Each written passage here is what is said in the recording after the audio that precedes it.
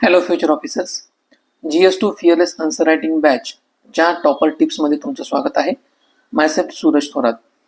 एक्झामिनेशनमध्ये जर तुम्हाला constitutional morality, preamble values आणि बेसिक स्ट्रक्चर डॉक्ट्रिन या टॉपिकवर जर क्वेश्चन आला तर आपल्याला एक गोष्ट याच्यामध्ये लक्षात ठेवायची, ती म्हणजे काय तर आन्सर लिहित असताना ह्या ज्या 3 कन्सेप्ट आहेत हे आपल्याला फक्त डेफिनेशन त्या ठिकाणी प्रोव्हाइड करायची नाहीये, तर याच्यामध्ये इंटरलिंकेज सुद्धा त्या ठिकाणी प्रोव्हाइड करायचं आहे. डेफिनेशन लिहून एक्झामिनेशनमध्ये तुम्हाला कोणत्याही प्रकारचे एक्स्ट्रा मार्क त्या ठिकाणी मिळणार नाहीत. एक्झामिनर आपल्याला याच्यामधनं काय दाखवायचं माहिती का, की कशा पद्धतीने ह्या तिन्ही सुद्धा कन्सेप्ट एकाबरोबर कनेक्टेड आहेत. म्हणजे काय की फॉर एक्झाम्पल प्रिएम्बल आहे, तर मग हे प्रिएम्बल काय प्रोव्हाइड करत असतं, तर एखाद्या व्हॅल्यूजला प्रिएम्बल व्हॅल्यूज डायरेक्शन प्रोव्हाइड करण्याचं काम प्रिएम्बल व्हॅल्यूज करत असतात.